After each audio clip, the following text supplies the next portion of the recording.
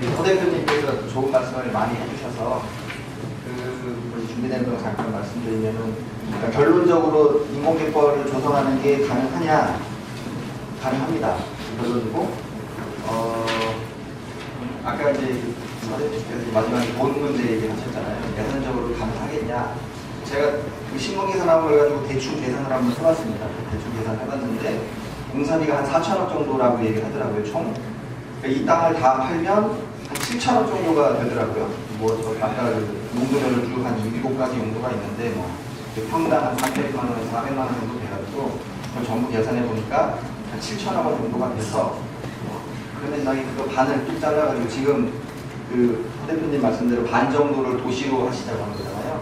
반 정도만 뚝 자르면은 대충 한 3,500억 정도 되니까 500억 차이 정도인데, 사실 그런 거만 정부에서 65번이나 인공개발을 위한 이제 5번 예산을 받아서 공사하면은 큰 무리가 없지 않을까, 가볍게 계산적으로 그런 생각이 들었습니다. 그래서 감각적으로 봐도 그렇게 크게 무리되는 그런 제안이 아니고 굉장히 좋은 그런 제안이다라는 거고, 저도 인공개발이라는 말을 처음에 들었을 때 사실 좀 깜짝 놀랐어요. 우리나라는 인공개발이 없습니다. 만들어 본 역사도 없고, 연구용으로 한 몇십 미터 만들어 본 적은 있어요. 그런 건 연구용이기 때문에 없는데, 만약에 도심 한가운데 저렇게 인공개발이 생긴다, 이거는 발상이 다른 거예요. 뭐랑 제가 비교하면 좋다는 생각이 들었냐면, 순천만 개발 아시죠? 네, 순천만에 1년에 몇 명 찾아가는지 아세요? 1,000만 명쯤 찾아간대요. 1,000만 명. 우리나라 인구가 4천만 명, 5천만 명인가요? 그러니까 거기에 1,000만 명쯤 찾아가니까, 아까 관광산업 창원시 한다고 했잖아요. 시장님이. 아마 제 생각할 때 마산만에 인공개발 만들면 그쯤 올 겁니다. 여기는 더군다나 순천하고 다르잖아요. 여기 도시거든요, 도시. 그거 보러 사람들이 안 오겠어요? 다 오지. 근데 사실 또 우리가 이 건축 기술이 얼마나 발달되어 있어요. 그 조금만 신경 쓰면 얼마든지 예쁘게 꾸며서 하기 때문에 우리나라에 하나밖에 없는 인공개발이 될 겁니다. 인공개발이라는 게 만들려면 돈이 많이 들어가요. 그래서 함부로 만들기도 어려워요. 근데 지금 이거는 기회가 너무 좋죠. 이왕 좀 그렇게 얘기하기 그렇지만 이왕 만들어져 있는 판이니까 흙도 지금 붙고 있고, 거기에서 원래된 계획만 좀 바꾸면 그러면 좋겠다, 이런 생각이 듭니다. 그래서 그런 말씀을 드리고요. 제가 오늘 드릴 말씀은 요겁니다. 이거. 개발 생태계를 복원했던 사례가 이제 외국에 굉장히 많은데, 그런 것들을 쭉 보여드리고, 과연 인공개발을 조성할 수 있는 가능성이 어떤가, 지금 간략하게 설명을 드렸는데, 우선은 오늘 말씀드렸던 이게 세 가지입니다. 창조경제라는 말이 있죠. 지금 현 정권에서. 창조경제랑 이 연안을 생태적으로 재개발한다는 게 무슨 의미를 어떻게 연결되는지 설명드리고, 그리고 갯벌복원 사례가 많이 있는데 그거를 이제 간략히 설명을 드릴 겁니다. 그리고 마산만에서 과연 인공개발을 조성하는 게 타당하냐라는 거를 제가 나름대로 판단한 거를 설명을 드리려고 합니다. 우선 첫 번째로 약간 이론적인 얘기니까 그냥 쭉쭉 넘어가겠습니다. 창조경제와 연안의 생태적 재개발이 무슨 의미냐.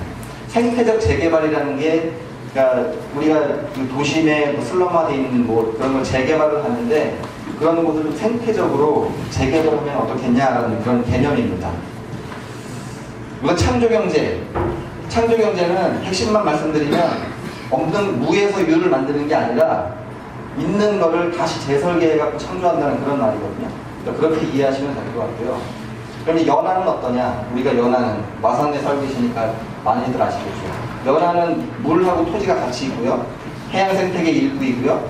그리고 공간, 자원도 있지만 공간 자체가 굉장히 밀집되어 있기 때문에 이것 자체도 자원이 되거든요. 그리고 더 중요한 거는 여기 있어요. 공유재고 공공재입니다. 사적으로 쓰여서는 안 되는 거예요. 그냥 국민재산입니다, 원래. 그래서 공유수면이라는 말이 있어요. 그래서 공공의 이익을 창출하도록 기반해야 됩니다. 따라서 마산망이 시민의 것인 것은 당연하죠. 이런 연안에 어떤 특징이 있느냐? 육상 경제활동하고 해양 경제활동이 공존하는 복합적이고요. 그리고 연안은 사람들이 많이 삽니다. 그래서 보시면 전 세계 인구의 60%가 다 연안 바닷가에 삽니다. 그리고 1,000만 명 이상 되는 그런 큰 도시들이죠. 도시들이 3분의 2가 전부 바닷가에 있습니다. 우리나라는 서울이 바닷가에 없지만 외국들은 다 그렇습니다. 뉴욕도 바닷가에 있죠. LA도 바닷가에 있죠. 암스테르담도 바닷가에 있죠. 다 바닷가에 있습니다. 그런데 이런 연안은 취약성이 높습니다. 그러니까 태풍이 오거나 해수면이 상승하면은 그런 취약성이 있기 때문에 늘 그런 대비를 해야 되는 그런 게 있고요. 자, 그럼 이런 창조 경제, 이런 연안의 특성이 있는데, 그러면 연안이 창조 경제하고는 어떻게 연결되겠느냐? 이 연안이 새로운 기회가 될 수 있는 그런 곳이라는 거죠. 그래서 그런 여러 가지 예가 있습니다. 여러 가지 예가 있고요. 그리고 다른 어떤 공간보다도 생산성이 높습니다. 그러니까 바다가 주는 것 자체가 굉장한 장점이 있습니다. 근데 그에 비해서 이 바다를 보존하고 이용하는 이제 그런 지식이나 정보는 좀 약간 부족해서 여전히 노력을 해야 되는 이제 이런 그 상황입니다. 그럼 이제 생태적 재개발이라는 건 대체 무슨 말이냐? 연안을 어떻게 생태적으로 재개발하자는 거냐? 세 가지가 있습니다, 원리가. 하나는 생태문화 가치에 기반하는 게 있습니다, 가치에. 그래서 해양 생태계나 환경이나 문화나 이런 것들에 기반해서 지역을 발전시키자라는 거고, 예를 들면 이제 이런 것들입니다. 수변에 자연 공간을 두고, 또 해양 레저 스포츠를 활성화하고, 해양 문화를 중흥시키고, 지역 이미지를 개선시키고 하는 이런 것들로 연안을 그러니까 생태적으로 재개발하는 걸 이런 목적으로 하자라는 거고요. 두 번째는 뭐냐면 생태적 원리를 가지고 개발을 하자는 겁니다. 생태계의 원리라는, 생태계라는 게 원리가 간단히 말하면 여럿이 어우러져 사는 게 생태계거든요. 거기에는 초식동물도 있고 육식동물도 있고 식물도 있고요. 서로 잡아먹히고 잡히지만 그래도 여럿이 어울려져 사는 거기 때문에 그런 생태계 원리를 같이 넣자는 겁니다. 그래서 어느 일변도로, 그러니까 이익을 누구 하나가 독차지하는 게 아니라 여럿이 같이 나눌 수 있는 그런 걸 말하고요. 그게 바로 지속 가능하게 되는 겁니다. 그래서 경제적인 것뿐만 아니라 사회적 그리고 생태적으로 지속 가능하게 하도록 하자라는 게 생태적 재개발이라는 단어가 갖는 의미입니다. 이건 이제 마산만 얘기거든요. 마산만 보시면은 82년은 바다 입장에서 저희는 이제 바다를 공부하기 때문에 82년도에 특별관리역이 지정되고 2003년도 내미가 오고 이 당시에 갑부지구 개발에 대한 협약이 있었고요. 2004년에는 이제 해역 관리계획이 수립됐고 2007년도에 연안오염 총량관리제가 시행됐고요.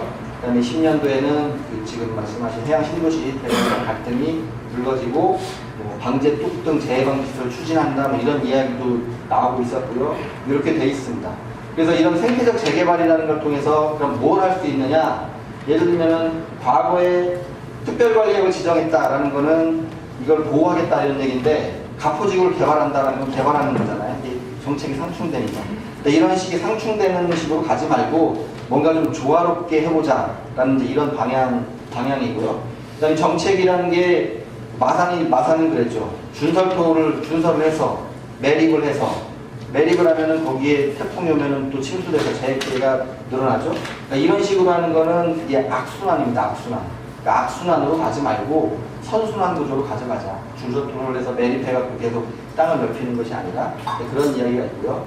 또 하나 연안오염 총량관리 아까 잠깐 말씀하셨는데 연안오염 총량관리라는 게 마산만을 수질을 깨끗하게 하고 생태계를 옛날처럼 돌려보자라고 하는 게 목적인데 이런 개발 사업이 있게 되면은 연안오염 총량관리는 그거대로 하고 개발은 개발대로 또 하면은 이게 보존하고자 하는 그런 노력이 결실을 못 맺을 수가 있죠. 그런 내용이 있습니다.